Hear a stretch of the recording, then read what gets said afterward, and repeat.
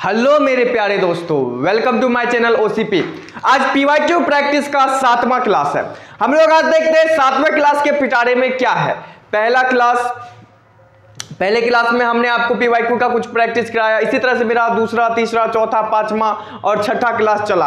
आज इसी लक्ष्य सीरीज को आगे बढ़ाते हुए आज मैं आप लोगों के लिए लेकर आया हूं 7वां क्लास। तो आज देखते हैं कि 7वां क्लास में हम लोग क्या सीखते हैं या 7वां क्लास के पिटारे में आज क्या है। तो चलिए देखते हैं पहले क्वेश्चन को। पहला क्वेश्चन हमारा क्या है, देखिए पहला क्वेश्चन कहता है त्रिभुज एबीसी का परिकेंद्र O है। यदि angle ACB 55 degree, angle CABC 75 degree, तो कोण COB का मान क्या होगा। तो पहले यहां देखिए, पहले हमको यह ज्ञात करना है कि परिकेंद्र, पहले यह पता लगाना है कि परिकेंद्र होता क्या है। हमें यह पहले मालूम करना है कि सरगम सेंटर होता क्या है। तो सरगम सेंटर परिकेंद्र मतलब, परिकेंद्र का मतलब हुआ कोई भी ट्रायंगल है, मान के चलिए ये क्या है, ट्रायंगल है। ये जो सर्किल बना होगा ना, इस ट्रायंगल के क्या बना होगा, बाहर बना होगा। ये सर्किल जो बना होगा इस ट्रायंगल के बाहर, तो इस ट्रायंगल के बाहर जो ये सर्किल बना होगा, इसके अंदर जो ये केंद्र होगा, इसी को क्या कहा जाता है, परिकेंद्र। इसी को क्या कहा जाता है, परिकेंद्र। अब देखिए यहां से ये मान के चलिए ट्रायंगल क्या है, ABC। कोई भी ट्रायंगल क्या है, ABC। अब देखिए इस एंगल यानी कि इस ट्रायंगल के इस वर्टेक्स से इस केंद्र को मिला देते, ये क्या हो जाता है, परित्रिज्या कह सकते हैं, सरगम रेडियस। इसको क्या कह सकते हैं हम लोग, सरगम रेडियस। इससे इसको क्या कह सकते हैं हम लोग, सरगम रेडियस। और अगर हम इस वर्टेक्स से इसको मिला देते, ये भी क्या हो जाएगा, सरगम रेडियस। और इस वर्टेक्स से इसको मिला देते, ये भी क्या हो जाएगा, सरगम रेडियस। अब यहां कहता क्या है, ध्यान से सुनिएगा। देखिए एक ट्रायंगल है, ट्रायंगल क्या दे रखा है हमें, ट्रायंगल दे रखा है ABC।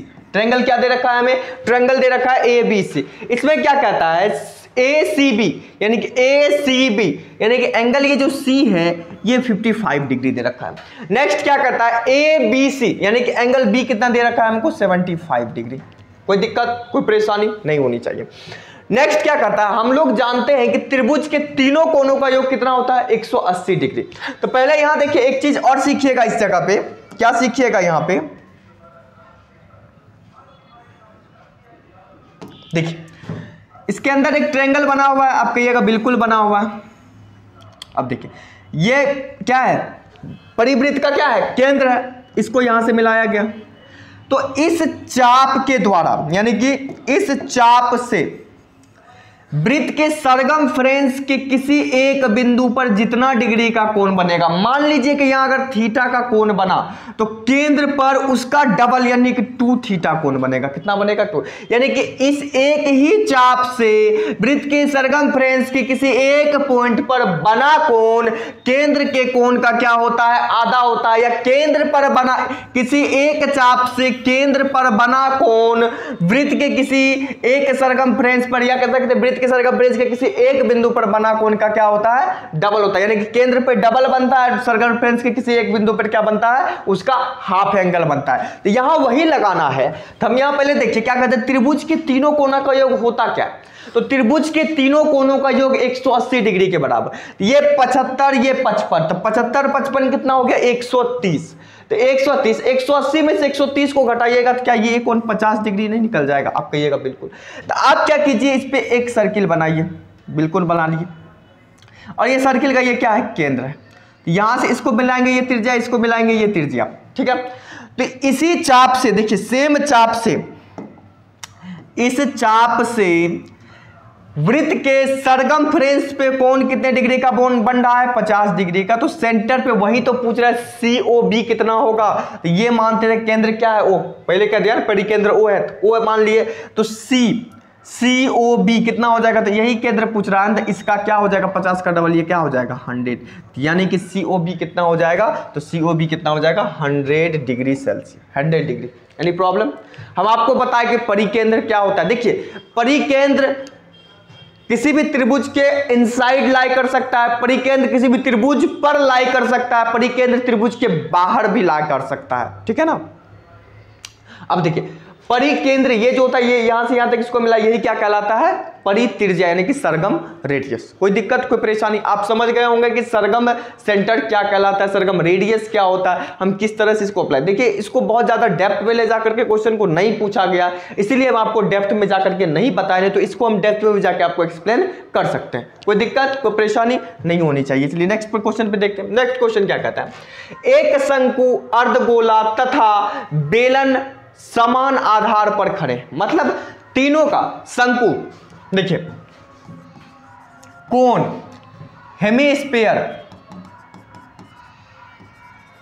उसके बाद सिलेंडर, ये सबका जो है बेस क्या है? समान है। उसके बाद क्या कहता है? आधार पर खड़े तथा उनकी ऊंचाई, इसकी ऊंचाई भी समान है।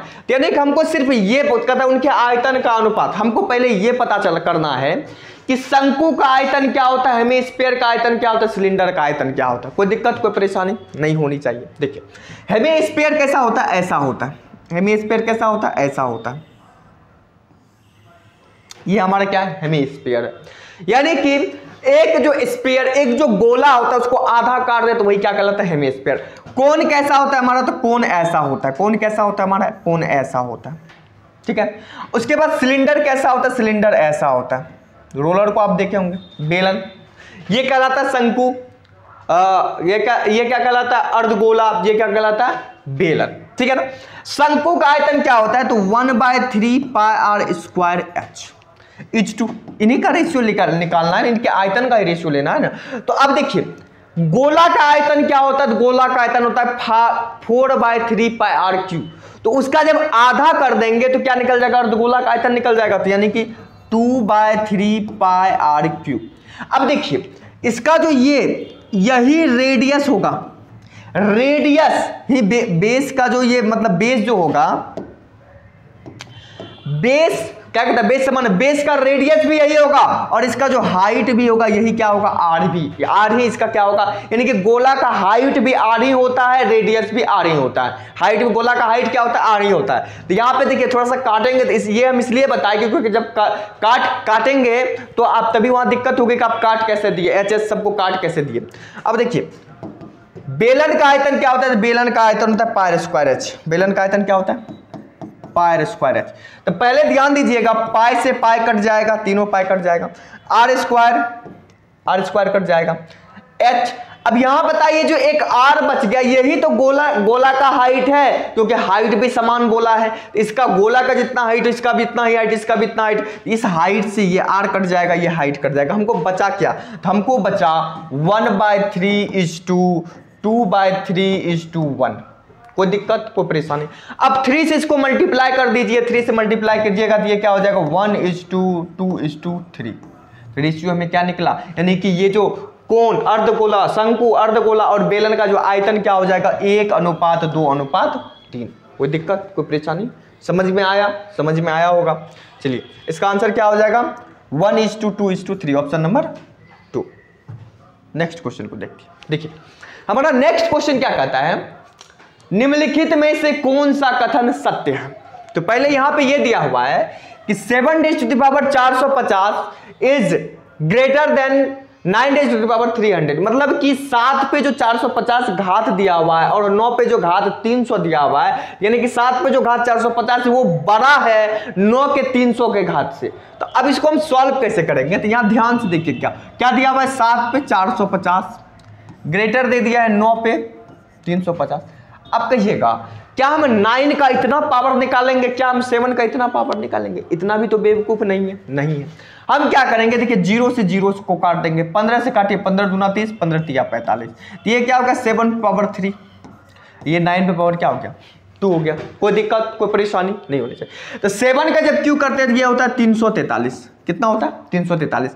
और 9 का स्क्वायर करते हैं 81। तो ये ऑब्वियसली सी बात है कि 343 बड़ा होगा 81 से। इसका मतलब ये जो पहला स्टेटमेंट है, ये पहला स्टेटमेंट क्या है हमारा? सही है। फर्स्ट स्टेटमेंट हमारा क्या है? फर्स्ट स्टेटमेंट सही है। तब हम लोग सेकेंड स्टेटमेंट को कहते हैं, सेकेंड स्टेटमेंट जो कहता है क्या वो सेकेंड स्टेटमेंट सही है? उसको देख लेते हैं। देखिए सेकेंड स्टेटमेंट क्या कहता है? 2⁻900 greater than 7 raise to the power 450, यानी कि 2 पे पावर 900 बड़ा है, 2 पे पावर 900 बड़ा है 7 पे पावर 450 के। तो क्या हम 2 का पावर 900 निकालेंगे? नहीं, इतने भी बेवकूफ तो हम लोग नहीं है। हम क्या करेंगे, 450 एका 450, 450 दूना 900, ये क्या होगा 2 पे पावर 2 ग्रेटर देन 7 पे पावर 1, तो ये कितना हो गया 4 7। क्या हमको एक चीज बताइए, 4 कभी 7 से बड़ा हो सकता है? आप कहिएगा बिल्कुल नहीं हो सकता। तो इस हमारा जो ये सेकेंड स्टेटमेंट है, कौन सा स्टेटमेंट? स्टेटमेंट नंबर सेकेंड, ये क्या है? गलत है। स्टेटमेंट नंबर फर्स्ट क्या है? सही है। तो इसका आंसर क्या हो जाएगा? Only 1। Any problem? No problem. Next question पे बढ़ जाए, बिल्कुल बढ़ जानी चाहिए। नेक्स्ट क्वेश्चन देखिए हमारा क्या कहता है, इसमें कुछ नहीं करना है, पहले आप डेसिमल को काउंट कीजिए कि डेसिमल कितने, ऊपर कितने, नीचे कितने। तो ऊपर डेसिमल कितने? 3 3 6 3 9, ऊपर डेसिमल 9। तो अगर नीचे डेसिमल 9 तो डेसिमल को देखना ही नहीं है। ऊपर डेसिमल 9 तो नीचे डेसिमल अगर उतना तो डेसिमल को देखना ही नहीं है। तो नीचे में 4 4 8 1 9, तो नीचे में भी 9। तो डेसिमल को भूल जाइए कि इस सवाल में डेसिमल भी है, भूल जाइए कि इस सवाल में डेसिमल भी है। आप कीजिए क्या कि इसका जो जैसे कि देखिए 324 दिया हुआ है, कितना दिया हुआ है भैया? 324। तो 324 किसका स्क्वायर रूट होता है?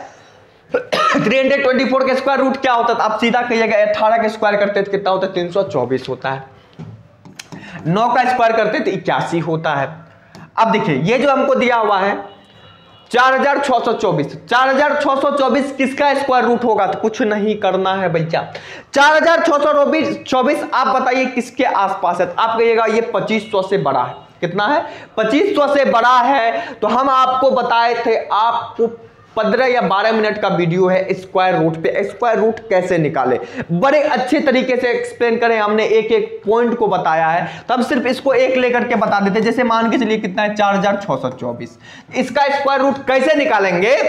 आप देखिए ये किसके करीब है? आप कहिएगा 2500 के, यदि 2500 के आसपास है। यहां लास्ट में देखिए क्या दिया हुआ है हमको, लास्ट के 2 डिजिट को देखना।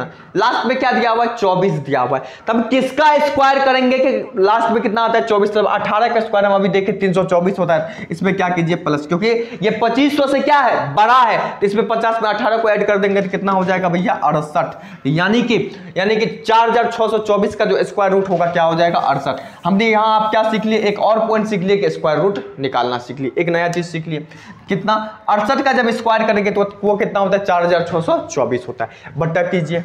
अब देखिए 15624 का स्क्वायर रूट क्या होता है? तो ये भी हम करके दिखाते हैं। 15000 क्या है? 15625। तो ये देखिए क्या 10,000 से बड़ा है? आप कहिएगा बिल्कुल बड़ा है। तो 10,000 से ये कितना बड़ा है? 10,000 से ये कितना बड़ा है? तो 10,000 से ये बड़ा है। तब हम लोग जानते हैं 10,000 का स्क्वायर रूट क्या होता है? 10,000 का स्क्वायर रूट 100 होता है। तो 10,000 से बड़ा है तो इसमें प्लस होगा। तो कितना प्लस होगा? तो भैया एक चीज बताइए, लास्ट में हमको कितना दे रखा है? 25 दे रखा है। कितना दे रखा है? 25 दे रखा है। 25 किसका स्क्वायर करने पर हमको 25 आता है? अब बताइए किसका स्क्वायर करेगा उसमें 25 आएगा? आप कहिएगा 15 का स्क्वायर कीजिएगा तो कितना होता है? 225 होता है। 15 का स्क्वायर कीजिएगा तो कितना होता है? 225 होता है। इसमें आप क्या कीजिए? 15 को ऐड कर दीजिए तो कितना हो जाता है? 115।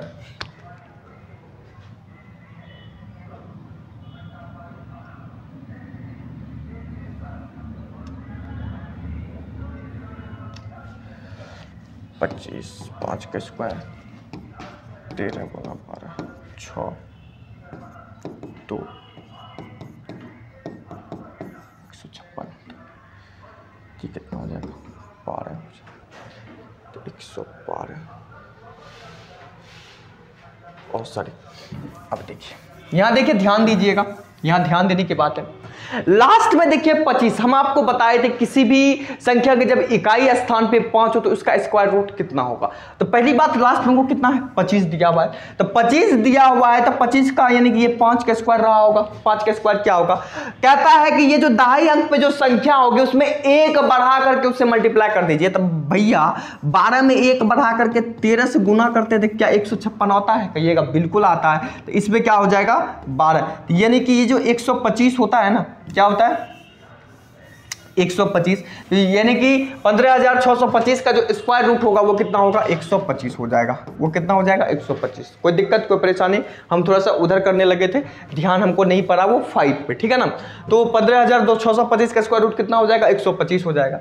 यहाँ देखिए 289 का स्क्वायर रूट कितना हो जाएगा 17 हो जाएगा। 729 का स्क्वायर रूट कितना हो जाएगा, तो 25 का स्क्वायर रूट 625, 26 का स्क्वायर रूट कितना होता है 676 होता है, तो 27 का स्क्वायर रूट 729 होता है। कितना का 27 का मल्टीप्लाई 8 कर देंगे। कोई दिक्कत कोई परेशानी? अब काटा पीटी स्टार्ट करना है तो 9 तिया 27, 17 चौके 68, 4 दूना 8, 3 छाके 18, 3 2 तिया 6। ये कितना हो गया 3 डिवाइड 125। तो 303 को 125 से अगर भाग दीजिएगा तो ये इक्वल होगा 0.024 के। किसके इक्वल होगा 0.024 के। आप कैलकुलेट भी कर सकते हैं इसको। कैसे करेंगे वो भी हम करके दिखा देते हैं आपको। 3 से हमको किससे डिवाइड करना है 125 से डिवाइड करना है। किससे डिवाइड करना है भैया 125 से डिवाइड करना है। अब देखिए यहाँ डेसिमल देंगे 1 0 आएगा। अब देखिए यहाँ पे 1 0 देंगे फिर 1 0 आएगा तो 125 दूना कितना होता है 5 दूना 10 250 होता है 051 नहीं ये कट जाएगा ना। यहाँ फिर 1 0 आएगा तो अब देखिए 125 चौके कितना होता है 125 चौके 500 होता है। कोई दिक्कत कोई परेशानी? तो क्या 0.024 आ गया इसका आंसर। कौन सा ऑप्शन होगा तो ऑप्शन नंबर सी हो जाएगा। कोई दिक्कत कोई परेशानी? ये कैलकुलेटिव सवाल था।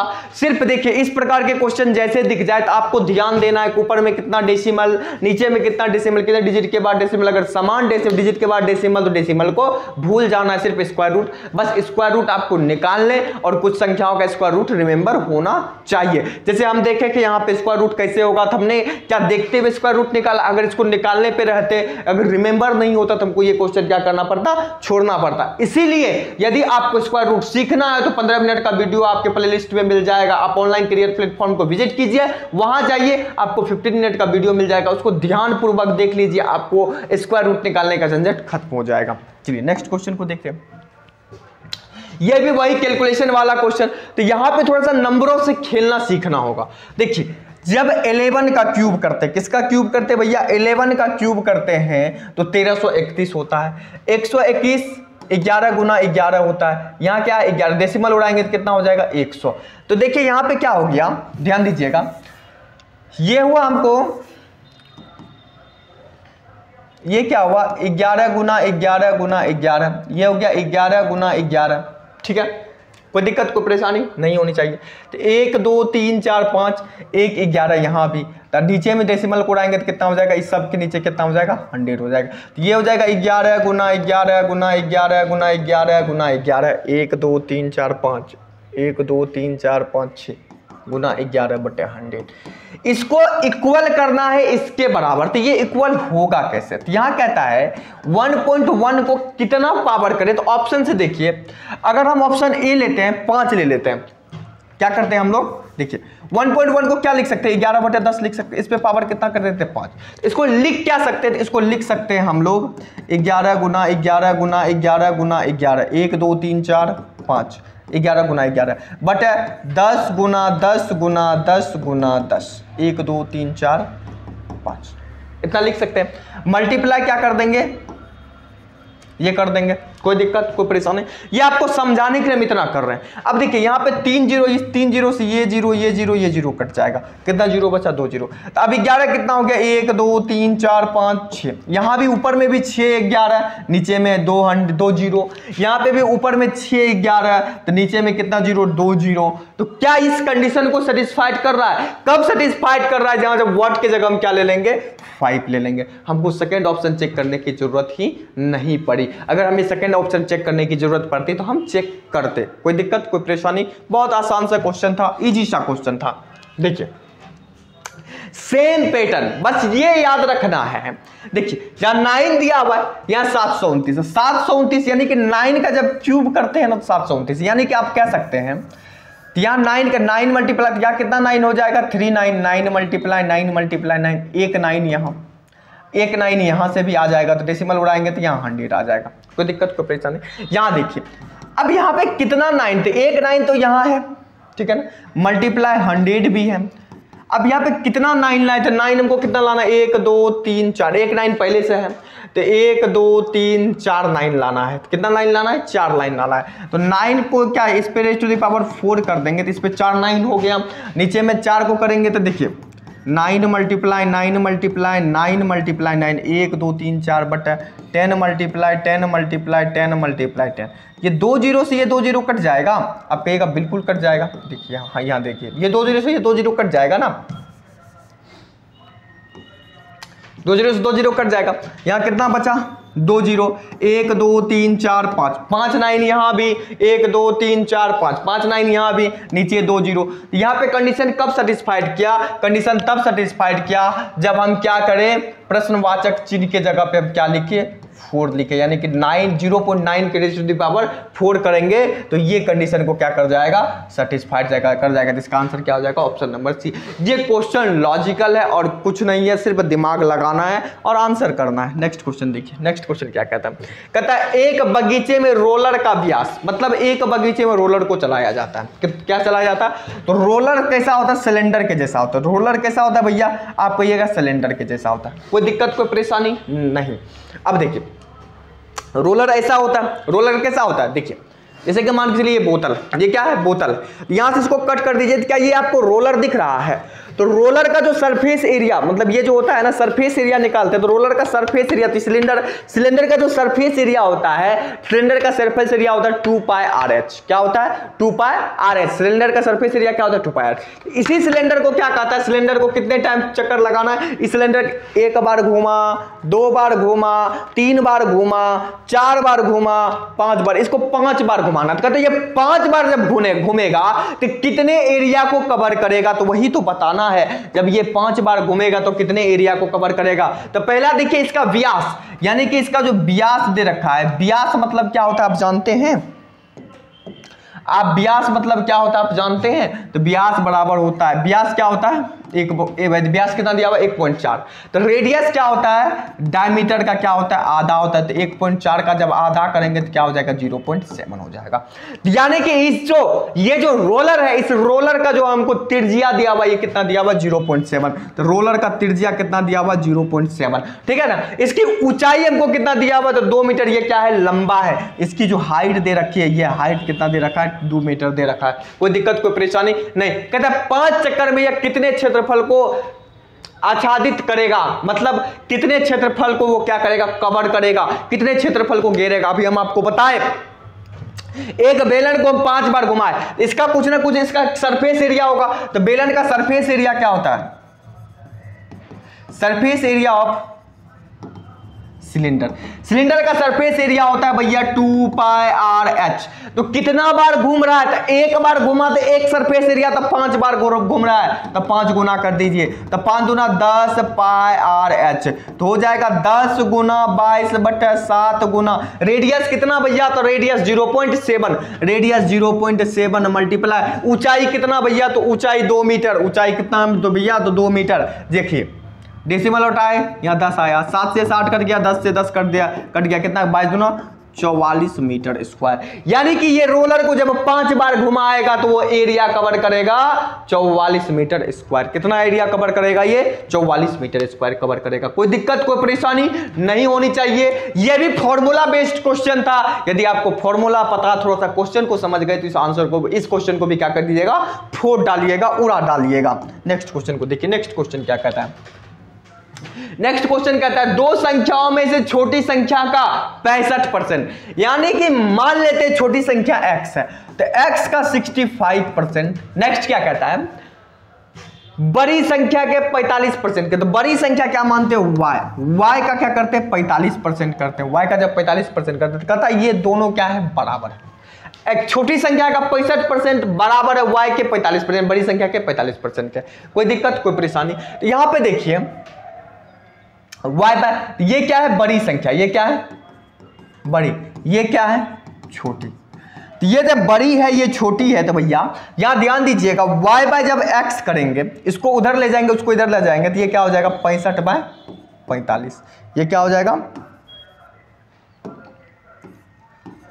65/45, तो 5 से 5 45, 13 5 65, तो y/x क्या निकल जाएगा 13/9। नेक्स्ट क्या कहता है कि यदि संख्याओं का योग, संख्या यही है ना, बड़ी संख्या 13, छोटी संख्या 9, इन संख्याओं का योग कितना दिया, क्योंकि ये संख्या अभी रेशियो में, इन संख्याओं का योग कितना दिया हुआ, तो इन संख्याओं का योग 2574 दिया हुआ है। 13 + 9 कितना होता है भैया 22 होता है। तो 22 यूनिट का वैल्यू हमको कितना दिया हुआ 2574 दिया हुआ है। कितना दिया हुआ है, तो 22 यूनिट का वैल्यू 2574 है। तो इसको काटिए, 11 दूना 22, 11 दूना 22, 3, 11 तिया 33, 11 चौके 44, 2 से काटिएगा, 2 1 2, 2 1 2, 7 दूना 14, 2 6 2 1 2, 7 दूना 14, तो 1 यूनिट का वैल्यू कितना हो जाएगा 117। 1 यूनिट का वैल्यू कितना हो जाएगा भैया 117। तो कहता क्या है, then what is the value of larger number. तो लार्जर नंबर हमको ये क्या है 13 है, 13 है। तो 1 यूनिट का वैल्यू 117 है, तो 13 यूनिट का वैल्यू, कितना यूनिट का वैल्यू 13 यूनिट का वैल्यू, तो 117 गुना कर देंगे, तो ये क्या हो जाएगा 13 गुना 117। तो 117 में देखिए 117 क्या होता है 13 17 से, यानी कि जो ऑप्शन होना चाहिए वो ऑप्शन क्या होना चाहिए 9 का मल्टीपल। क्या हम इसको मल्टीप्लाई करेंगे, नहीं भैया मल्टीप्लाई नहीं करना, हमको यहां देख रहे हैं 9 दिख रहा है, 9 जैसे दिखेगा 9 का मल्टीपल क्या होता है कि संख्या जो डिजिट का सम हो ना वो 9 से अगर कट जाए तो वह संख्या 9 का मल्टीपल होगा। तो यहां देखिए 5 1 6 2 8 1 9, ये 9 का मल्टीपल है, ये ऑप्शन हो सकता है। 4 1 5 7 5 12 3 1 4, ये 9 का मल्टीपल नहीं है। ये 6 1 7 4 11 2 1 3, ये 9 का मल्टीपल नहीं है। 9 4 1 5 1 6, ये भी 9 का मल्टीपल नहीं। तो ये ऑप्शन नंबर ए ही एक जैसा है कि 9 का मल्टीपल, यानी कि 13 गुना 117 कीजिएगा तो वो कितना हो जाएगा 1521 के बराबर। कोई दिक्कत कोई परेशानी। हम यहाँ आपको कैलकुलेशन अप्रोच भी बताते जा रहे हैं कि कैलकुलेशन को कैसे डील करना है, या कैलकुलेशन को मतलब यहाँ हमको गुना ना करना पड़े, डायरेक्ट हम कैसे आंसर किए, क्योंकि हमने 117 में देख लिया कि 13 17 से होता है तो 9 है, यानी कि ऑप्शन ऑब्वियसली 9 का मल्टीपल होगा ही होगा। कोई दिक्कत कोई परेशानी नहीं होनी चाहिए। नेक्स्ट क्वेश्चन देखिए, नेक्स्ट क्वेश्चन हमारा क्या कहता है। नेक्स्ट क्वेश्चन कहता है 3 गाड़ी दिया हुआ है, हमें कितना दिया हुआ है 3 गाड़ी।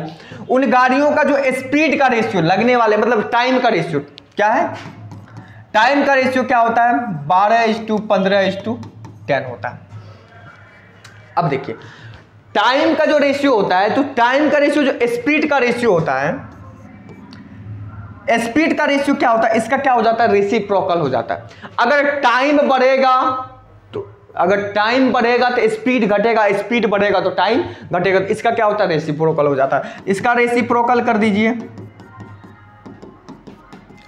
तो 12 15 और 10 का जब एलसीएम लेते हैं तो वो कितना होता है तो 60 होता है। तो इसको 60 से गुना कर दीजिए, 12 पंजे 60, 15 चौके 60, 10 छक्के 60।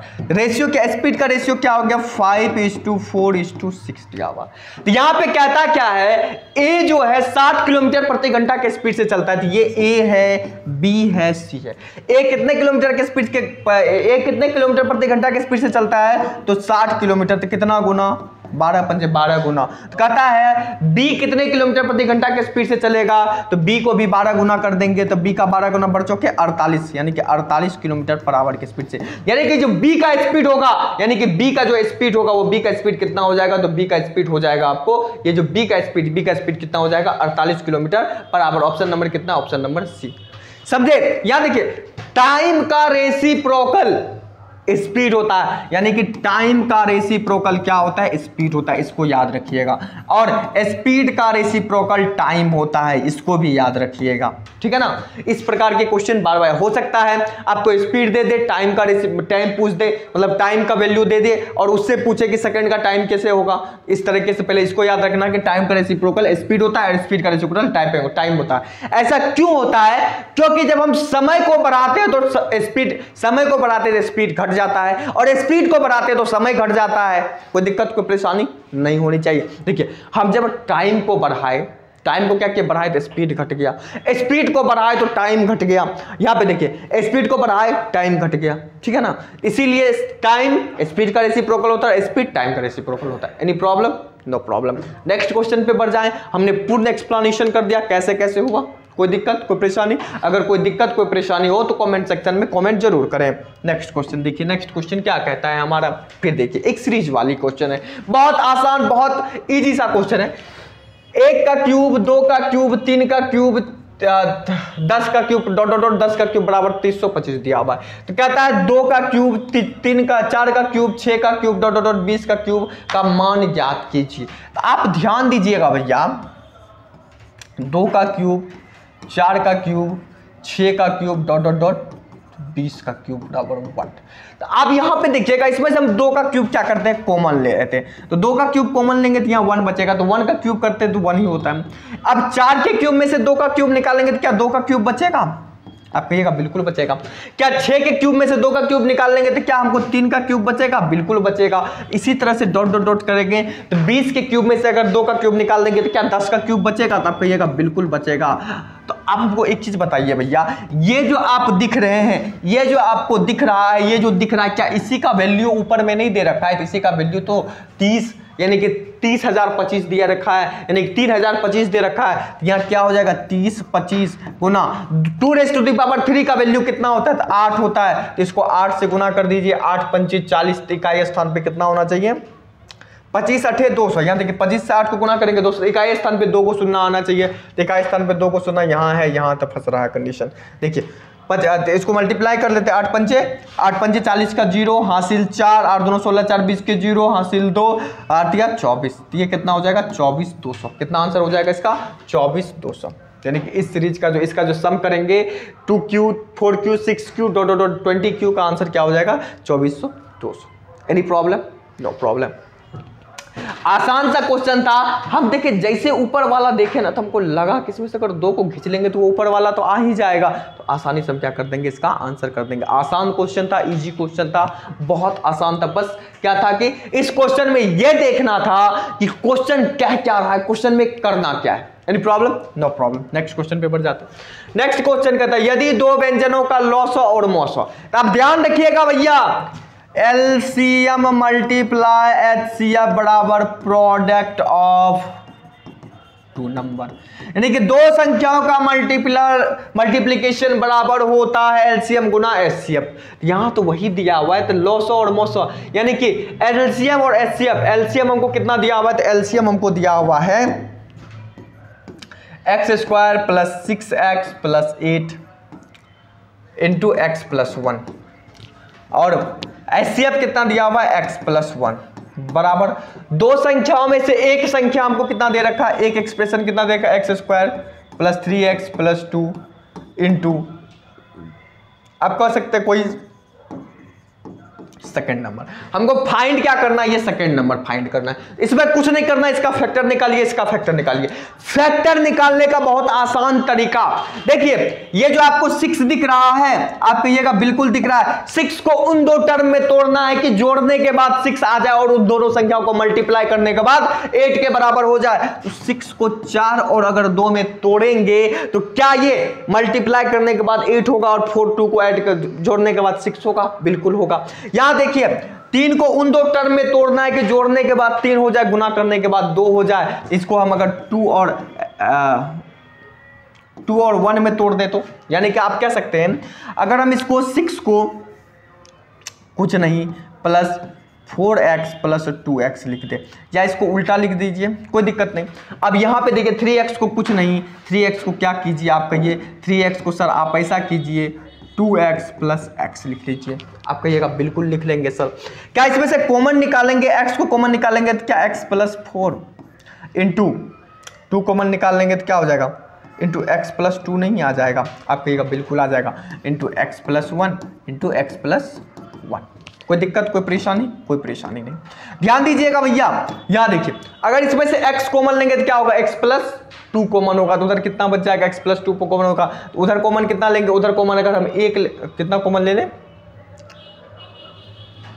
यहाँ देखिए यहाँ पे कॉमन 1 ले लेंगे तो क्या हो जाएगा? यहाँ x प्लस 1 हो जाएगा, यहाँ क्या हो जाएगा? x plus 2।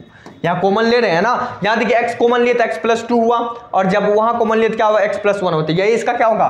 फैक्टर होगा। Multiply second number. ध्यान दीजिएगा भैया, x प्लस 1 से x प्लस 1 कट जाएगा, x प्लस 2 से x प्लस 2 कट जाएगा। कोई दिक्कत, कोई परेशानी? यहाँ क्या बचा? x प्लस 4 और क्या बचा? x plus 1। तो x plus 4 into x plus 1, यही ना सेकेंड नंबर होगा। आप कहिएगा बिल्कुल यही सेकेंड नंबर होगा। जब इसको मल्टीप्लाई कीजिएगा तो x गुना कितना हो जाएगा, X square plus 4x x गुना X square, x multiply 1 x, 4x कितना होगा 5x। आंसर क्या होना चाहिए 5x एक्स स्क्वायर। तो ये प्लस वाला टर्म है तो माइनस वाला टर्म तो ला ही नहीं करेगा, तो प्लस वाला टर्म या 4x सबको ऐड करने के बाद कितना आ रहा था 5x, यही हो जाएगा X square plus 5x plus 4, यानी कि इसको जब मल्टीप्लाई कीजिएगा तो ये किसके बराबर, सेकेंड नंबर किसके बराबर हो जाएगा भैया, सेकेंड नंबर हो जाएगा X square plus 5x plus 4। आप मल्टीप्लाई करके देख भी सकते हैं। कोई दिक्कत कोई परेशानी, कैसे क्या हुआ कैसे क्या लगा, फॉर्मूला बताए, इस फॉर्मूला को रट्टा मार लीजिए। एचसीएफ और एलसीएम का बहुत important formula, LCM multiply HCF बराबर product of two numbers. Any problem, no problem. Next question पे बढ़ जाए, बिल्कुल बढ़ जानी चाहिए। देखिए नेक्स्ट क्वेश्चन हमारा क्या कहता है। नेक्स्ट क्वेश्चन कहता है वर्ग की परिधि और भुजा का अंतर 12 दिया हुआ है। हम लोग जानते हैं भैया वर्ग का परिधि क्या होता है, 4 गुना भुजा होता है। वर्ग का परिधि 4 गुना भुजा, ओके।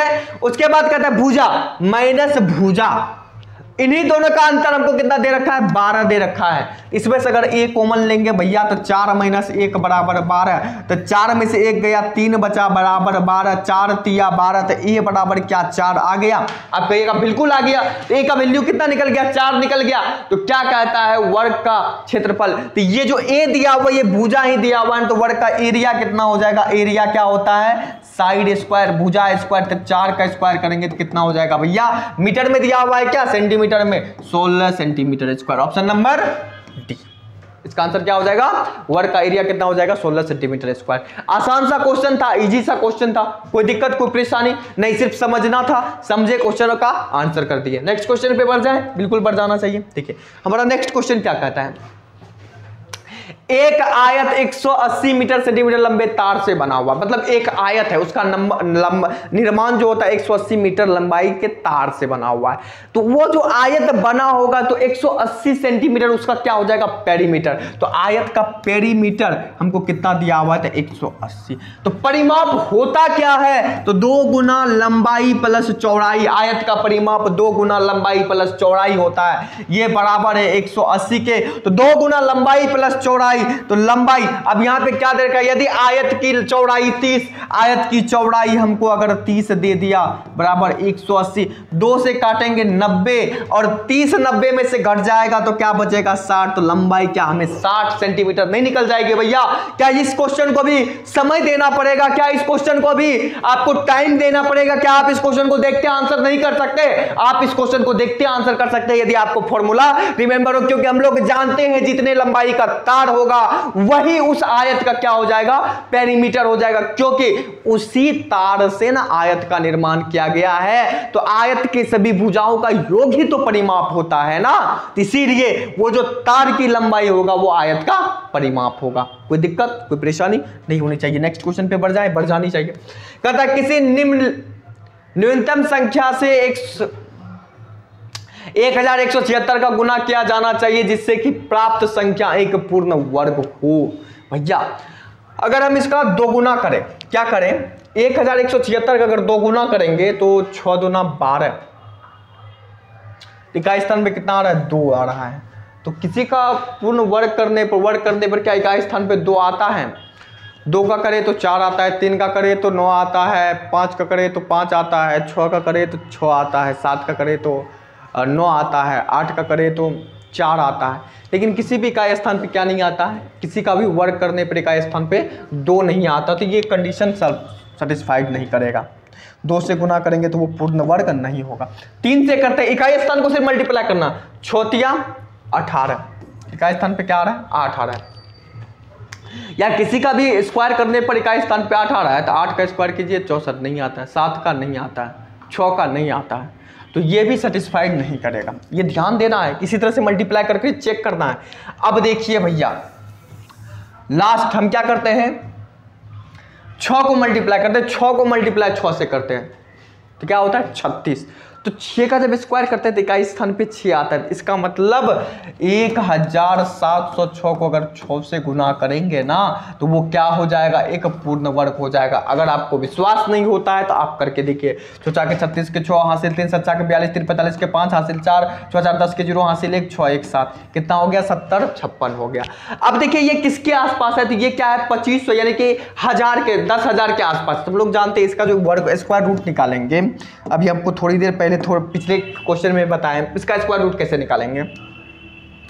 ये 10,000 के अप्रोक्स है, लेकिन ये 10,000 से क्या है, छोटा है। तो 10,000 का स्क्वायर रूट कितना होता है, तो 100 होता है। इसमें से माइनस करेंगे, देखिए किसका स्क्वायर करते हैं तो लास्ट में 56 आता है। जब 16 का स्क्वायर करते हैं तो 256 आता है। इसमें से 16 को घटा दीजिए, कितना होता है 84। तो 84 का जो स्क्वायर रूट कितना होता है 70 56 होता है। यानी कि 70 56 अपने आप में क्या है, एक पूर्ण वर्ग है। इसका आंसर क्या हो जाएगा, ऑप्शन नंबर सी। अब 8 से भी करके देखिए, 8 को 6 से मल्टीप्लाई कीजिए तो कितना होता है 8 के 48, इकाई स्थान पे 8 आ रहा है। यानी कि किसी भी संख्या का अगर स्क्वायर करते तो इकाई स्थान पे 8 आता ही नहीं है। ये 8 भी आंसर नहीं होगा। कोई दिक्कत कोई परेशानी, समझ में आया, बिल्कुल समझ में आया होगा। बहुत आसान सा क्वेश्चन था, लॉजिकल क्वेश्चन था, समझने वाली क्वेश्चन थी। नेक्स्ट क्वेश्चन को देखते हैं। नेक्स्ट क्वेश्चन क्या कहता है, एक नियमित बहुभुज के आंतरिक कोण का योग 1440 डिग्री है तो भुजाओं की संख्या है भैया the sum of the interior angle, interior मतलब आंतरिक कोण ऑफ रेगुलर पॉलीगॉन। कैसा, रेगुलर पॉलीगॉन का इतना दिया हुआ है। तो then the number of sides, तो पहली बात तो देखिए कोई भी पॉलीगॉन हो उसके आंतरिक कोणों का सम निकालने का फॉर्मूला होता है समेशन ऑफ इंटीरियर एंगल बराबर n-2 मल्टीप्लाई 180। आप कहिएगा भैया ये n क्या है, ये n कुछ नहीं, ये n क्या होता है, तो आप कहिएगा ये n साइड होता है। क्या होता है, साइड होता है। हमें दे क्या रखा है भैया, हमें ये समेशन ही दिया हुआ है ना। आप कहिएगा बिल्कुल ये समेशन। अभी आप समझ गए n क्या होता है, n कुछ भी नहीं, n साइड होता है। हमें समेशन दे रखा है यानी कि इंटीरियर एंगल का सम दे रखा है। तो इंटीरियर एंगल का सम कितना दे रखा है 1440। n ही तो निकालना है, नंबर ऑफ साइड ही तो निकालना है। मल्टीप्लाई 180, 0 से 0 को काटिए, 18 8 44 से n-2, n2 इधर माइनस में प्लस उधर जाएगा तो प्लस में, तो n बराबर कितना हो जाएगा 10। यानी कि वो जो पॉलीगॉन होगा 10 भुज होगा, ऑक्टागोन होगा। क्या होगा, ऑक्टागोन होगा, दशमभुज होगा। तो आंसर क्या हो जाएगा, ऑप्शन नंबर ए। कोई दिक्कत कोई परेशानी। फॉर्मूला आपको याद रखना है, किसी भी आंतरिक कोण का योग निकालने के लिए n-2 इंटू 180 डिग्री, किसी भी यानी कि summation of interior angle, summation of interior angle is equal to n-2 multiply 180, summation of interior angle n-2 into 180, यानी कि इंटीरियर एंगल का सम, यानी कि सभी इंटीरियर एंगल का कोई भी n पॉलीगॉन दिया हुआ हो, मतलब n साइड वाला पॉलीगॉन दिया हुआ हो, उसके इंटीरियर एंगल का अगर यदि हमको सम ज्ञात करना हो तो उसके लिए फॉर्मूला होता है n-2 इंटू 180। कोई दिक्कत कोई परेशानी, क्योंकि हमको सम ही तो दिया हुआ था, उस पर बैठा के हमने आंसर करा। कोई दिक्कत कोई परेशानी नहीं होनी चाहिए। बहुत इजी सा क्वेश्चन था, यदि आपको फॉर्मूला रिमेंबर हो तो आप आसानी से इस क्वेश्चन को टिक कर सकते हैं, आंसर कर सकते हैं। नेक्स्ट क्वेश्चन देखिए। नेक्स्ट क्वेश्चन कहता है, देखिए भैया यहां पे थोड़ा सा ध्यान लगाइएगा, ध्यान इधर फोकस कीजिए। एक होता है सप्लीमेंट्री एंगल, एक होता है complementary angle.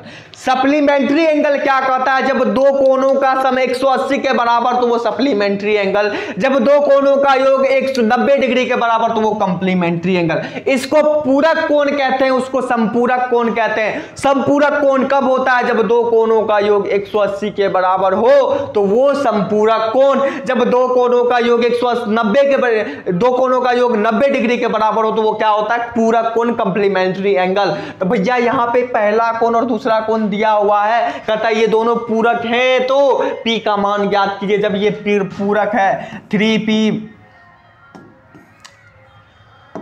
3P minus 7 plus 2P plus 12 equal to 90 degree, क्योंकि इन दोनों एंगल को जब ऐड करेंगे तो ये 90 डिग्री के बराबर होगा। आपकी बिल्कुल होगा। तो 3P में से 2P को ऐड करेंगे, कितना हो जाएगा 5P। कोई दिक्कत कोई परेशानी नहीं होनी चाहिए। अब देखिए 12P में से 7P को घटाएंगे तो कितना हो जाएगा +5, मतलब 12 में से 7 को घटाएंगे तो कितना होगा 12 5। तो अब देखिए 5 से कट जाएगा, कितना हो जाएगा 18 पंचे 90। तो p + 1 बराबर कितना हो जाएगा 18। तो p बराबर कितना हो जाएगा 18 - 1 यानी कि 17। p का मान कितना हो जाएगा 17। कोई दिक्कत? आप ये समझे पूरक किसको कहते हैं, संपूरक किसको कहते हैं, समझ में आ गया? अगर पूरक और संपूरक समझ में आ गया हो तो ये क्वेश्चन भी समझ में आ गया होगा, क्योंकि दो पूरक कोणों का योग कितने डिग्री के बराबर होता है 90 डिग्री के बराबर होता है। समझ में आया? कोई दिक्कत, कोई परेशानी? यानी कि p का वैल्यू कितना रखेंगे 17 रखेंगे, तो ये दोनों कोण आपस में क्या हो जाएगा पूरक हो जाएगा। करके दिखा दे। देखिए यहाँ पे अगर 17 लिखेगा 17 51, 51 में से 7 को घटाइएगा तो कितना हो जाएगा 51 में से 7 को घटाइए कितना हो जाएगा 44 डिग्री। यहाँ देखिए 17 दूना 34, 34 में 12 को ऐड कीजिए तो 34 दूना 36, 10 46। तो 44 में 46 को 0, 6 4 10 के 0, 8 से लेकर 4 8 1 9, 90 डिग्री हो गया। आप कहेगा बिल्कुल हो गया। समझ में आया? कोई दिक्कत? सारा प्रूफ करके भी बता दिए। नेक्स्ट क्वेश्चन देखिए, नेक्स्ट क्वेश्चन क्या करता है, कुछ नहीं कहता। यहाँ पे देखिए, यहाँ क्वेश्चन को ध्यान देना है, क्वेश्चन को समझना है, सिर्फ क्वेश्चन समझने वाला है। कहता if A B C are positive integer, यहां फोकस कीजिए, यदि A B C positive integer हो और a + b + c बराबर कोई वैल्यू दिया हुआ हो, देन द लिस्ट वैल्यू, मतलब कम से कम वैल्यू। तो देखिए यदि a + b + c बराबर 1 दिया हुआ हो, अगर लिस्ट वैल्यू पूछ दे तो वो तभी हो सकता है जब a = b = c दिया हुआ हो। क्या दिया हो? a = b और b = c हो। तो यहां पे देखिए a b c दिया हुआ है, तो a = b है, b = c, तक क्या ये a + a नहीं लिख सकते, क्योंकि b के बराबर भी a लिख सकते हैं, c के बराबर भी a लिख सकते हैं। तो ये हो जाएगा 1, यानी कि 3a बराबर क्या हो जाएगा 1। तो a बराबर कितना हो जाएगा 1/3। यहाँ क्वेश्चन क्या पूछा है 1/a, 1/b, 1/c। तो a बराबर 1/3, तो a का रेसिप्रोकल क्या होता है 1/a, यानी कि एक रेसिप्रोकल 1/8, 1/3 का रेसिप्रोकल करेंगे तो कितना होगा भैया 3, यानी कि जितना a है उतना ही b है। 1/b बराबर भी 3, जितना b है उतना ही c है, तो 1/c बराबर भी 3, 3 + 3 + 3 कितना हो जाएगा 9, यानी कि 1/a + 1/b + 1/c कितना के बराबर हो जाएगा 9 के बराबर। कोई दिक्कत, कोई परेशानी? समझे यहाँ चीजों को? देखिए हम फिर से समझाते हैं, हम समझ सकते हैं कि आपको समझ में नहीं आया होगा। देखिए कहता है A B C are positive and a + b + c बराबर 1, मतलब कि a b c एक पॉजिटिव इंटीजर है। कोई दिक्कत, कोई परेशानी नहीं है। कहता है देन द लिस्ट वैल्यू, जैसे ही लिस्ट वैल्यू कम से कम वैल्यू पूछ दे, ये कंडीशन तब ही लगेगा जब a = b = c होगा। कब a = b = c? जब a = b = c कर दिए तो a + a बराबर क्या हो जाएगा 3a = 1 होगा। 3a, तो 3a = 1, तो a बराबर कितना हो जाएगा 1/3 हो जाएगा। तो हमसे पूछा क्या 1/a, तो भैया a का रेसिप्रोकल क्या 1/a नहीं होता है? जब इसका रेसिप्रोकल की तो 1/3 का रेसिप्रोकल क्या होता है 3 नहीं होता। क्या आपको ये पता नहीं है? तो 1/a की जगह 3 नहीं लिख सकते। जब 1/, यानी कि a के बराबर b है, b के बराबर c है, तो जब a बराबर 1/a = 3, तो 1/b बराबर भी 3, 1/c बराबर 3। जब इस तीनों को ऐड कीजिएगा तो क्या ये 9 के बराबर नहीं होगा? बिल्कुल होगा। कोई दिक्कत, कोई परेशानी नहीं। चलिए नेक्स्ट क्वेश्चन को देखिए। नेक्स्ट क्वेश्चन सेम पैटर्न पे देखिए, कहता है यदि ABC एक धनात्मक है, मतलब ABC एक पॉजिटिव इंटीजर है, ठीक। a + b + c बराबर, देखिए a + b + c बराबर कितना दे दिया हमको 3 दे दिया। ये कंडीशन तभी होगा जब a = b = c रख दिया हो। कोई दिक्कत, कोई परेशानी नहीं। जब a की जगह a ही रख देंगे, b की जगह भी a रखेंगे, c की जगह भी a रखेंगे, तो क्या हो जाएगा a + a बराबर 3, 3a बराबर 3 से 3 कट जाएगा तो a बराबर क्या हो जाएगा 1 हो जाएगा। क्या पूछा है 1/1 का रेसिप्रोकल कीजिए 1 ही होगा। यहाँ हो जाएगा 1 + 1 + 1 यानी कि 3। इसका आंसर क्या हो जाएगा 3 हो जाएगा। कोई दिक्कत, कोई परेशानी नहीं होनी चाहिए। ये आसान सा क्वेश्चन था, सिर्फ आपको कॉन्सेप्ट पता चल जाए तो इसका आंसर कर दीजिएगा। यदि आपको कॉन्सेप्ट पता ना हो, तरीका पता ना हो, तो आप इसका आंसर नहीं कर पाइएगा, उलझ के रह जाइएगा। कोई दिक्कत, कोई परेशानी नहीं होनी चाहिए। देखिए नेक्स्ट क्वेश्चन को देखते हैं।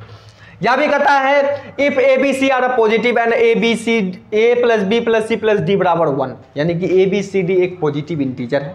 और यहां भी पूछता है देन द लिस्ट वैल्यू, कम से कम वैल्यू। तो कम से कम वैल्यू कब होगा जब a, ये हमको अगर दिया हुआ, यदि a = b = c = हमको d दिया हुआ। कोई दिक्कत, कोई परेशानी?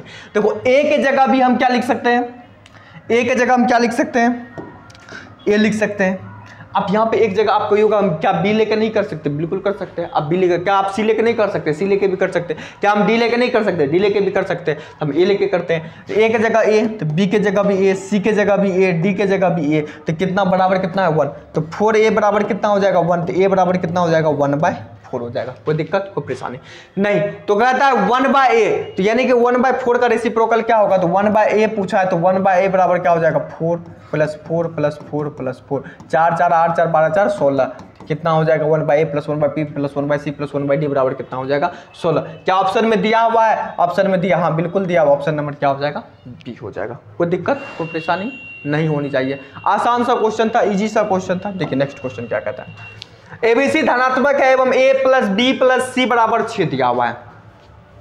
a + b + c बराबर 6 दिया हुआ, तो लिस्ट वैल्यू ही पूछा कि a बराबर b बराबर c होना चाहिए। होना चाहिए या नहीं होना चाहिए? बिल्कुल होना चाहिए। तो यहाँ पे देखिए, यहाँ पे a, यदि a + a करेंगे तो कितना हो जाएगा 6, तो 3a बराबर कितना हो जाएगा 6, 3 दूना 6, तो a बराबर कितना हो जाएगा 2।